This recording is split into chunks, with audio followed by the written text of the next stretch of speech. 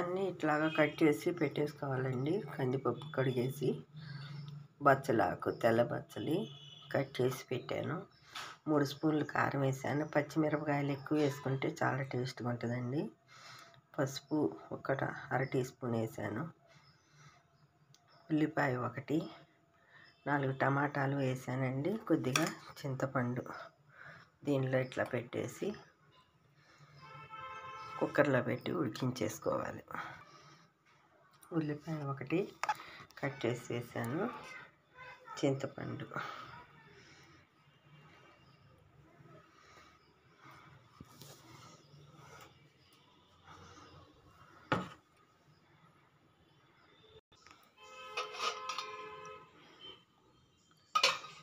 ఇట్లా పెట్టేసుకోవాలండి. అడుగున రైస్ పెట్టేసాను. దీంట్లోనేమో పైన పప్పు పెట్టేసాను.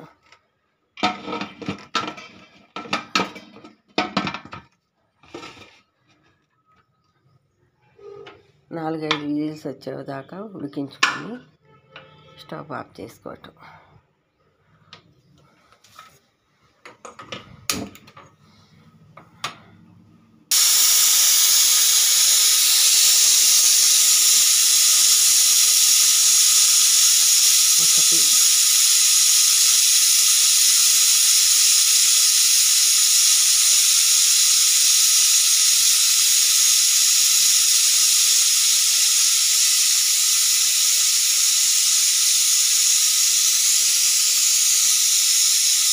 నాలుగు విజిల్స్ వచ్చినాక ఆఫ్ చేసుకున్నామండి. ఆవిరిపోయినాక పప్పు సాల్ట్ వేసి రుచికి సరిపడా సాల్ట్ వేసి వెలిపి తాలింపు చేసేసుకున్నాము.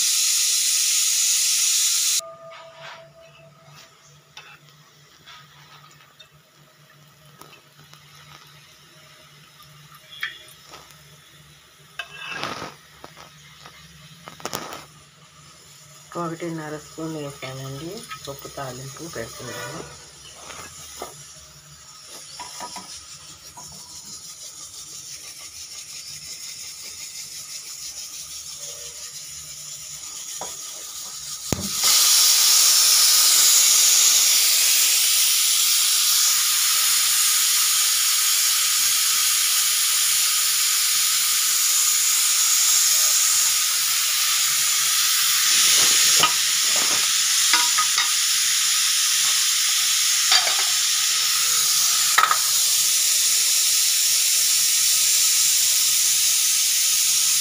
నూనె వేడెక్కినాక ఒక అర టీ స్పూన్ శనగపప్పు, అర టీ స్పూన్ కాయమినపప్పు, అర టీ స్పూన్ ఆవాలు, ఒక పావు టీ స్పూన్ జీలకర్ర,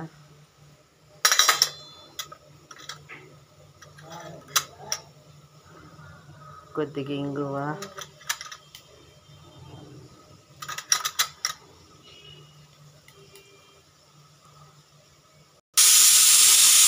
2 ఎండుమిర్చి,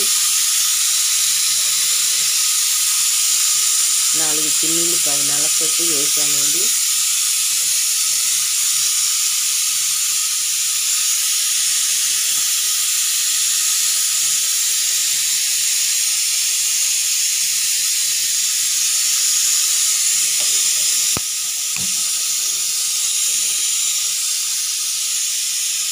ఇంకొంచెం వేయించుకొని కరివేపాకు వేసి పప్పు వెనక్కి దీనిలో పోసేసుకోవాలి.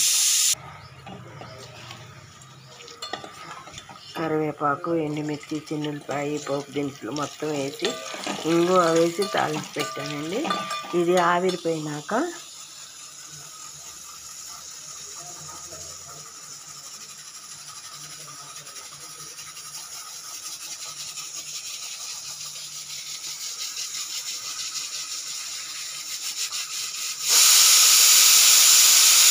నాలుగు విజిల్స్ 5 వచ్చినాక కట్టేసానండి.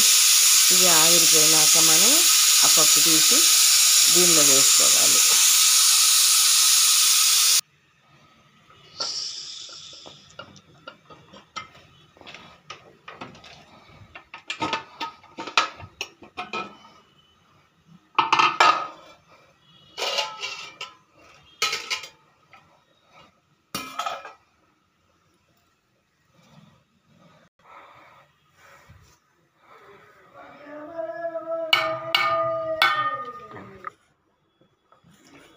రుచికి పడ సాల్ట్ వేసేసి ఇట్లా రుబ్బుకున్నామండి, మెదుపుకున్నాము పప్పు గుత్తితోటి.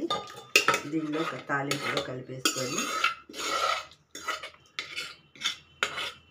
సర్వ్ చేసుకోవట్లేదండి. బయట కొన్న ఆకుకూరలు, టమాటాలు వాటికన్నా కూడా మన ఇంట్లో ఆర్గానిక్గా పండినాయండి. చాలా టేస్ట్గా ఉంటుంది. చపాతీలోకి, పుల్కాలోకి, మిల్లెట్స్ రైస్లోకి, సంకటి, వైట్ రైస్లోకి చాలా బాగుంటుందండి పప్పు. తెల్ల పచ్చలి, టమాటా, పచ్చిమిర్చి ఎక్కువ వేసుకుంటే చాలా టేస్ట్గా ఉంటుంది. హాయ్ ఫ్రెండ్స్, ఈరోజు మా మమ్మీ చపాతీ చేశారు. చపాతీలోకి పప్పు చేశారు కాబట్టి పప్పు అండి. ఒకసారి అలా టేస్ట్ చేయండి.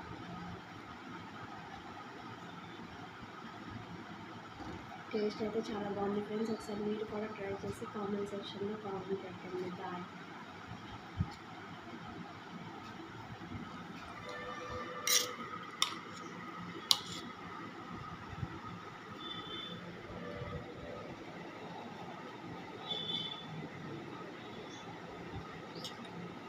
ఓకే ఫ్రెండ్స్, ఈ వీడియో మీకు నచ్చినట్లయితే లైక్ చేయండి, షేర్ చేయండి, సబ్స్క్రైబ్ చేయండి.